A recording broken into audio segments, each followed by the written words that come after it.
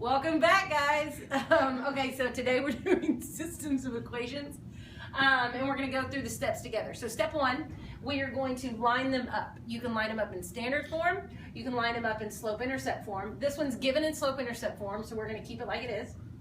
And so now I'm going to read it top down. So I look and I see I want one variable to cancel out. But if I look top to bottom, my y's don't cancel out. My x's don't cancel out, so I have a problem.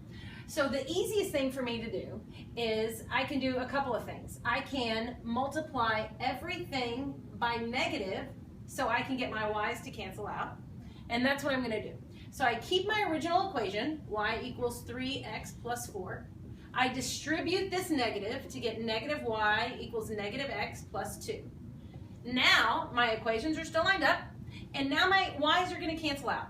Y's gone. So I have 0 equals 3x minus x is 2x plus 6.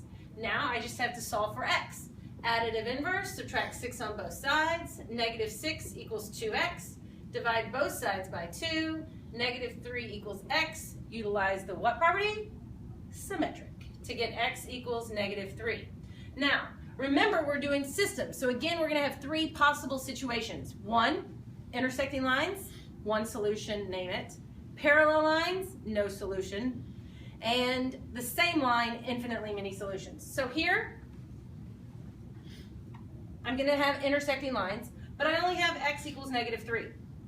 So this is the same. This is what we did for substitution. So we're just going to plug negative 3 back into any equation that I want.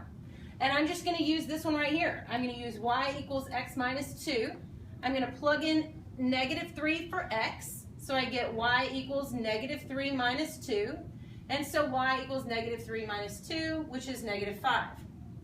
Am I done? No, no, no. I'm still going to go back and check my answer.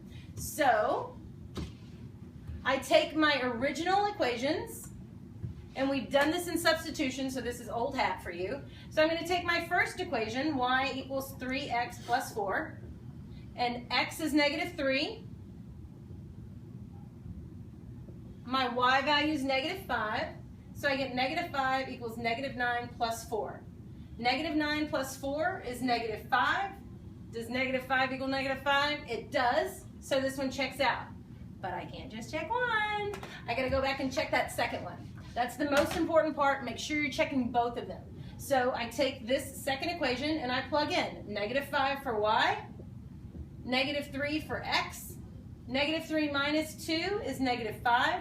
Does negative 5 equal negative 5? It does. It checks out. Both of these check out. Therefore, negative 3 and negative 5 is the solution. It fits both of those, and we have intersecting lines. That's it.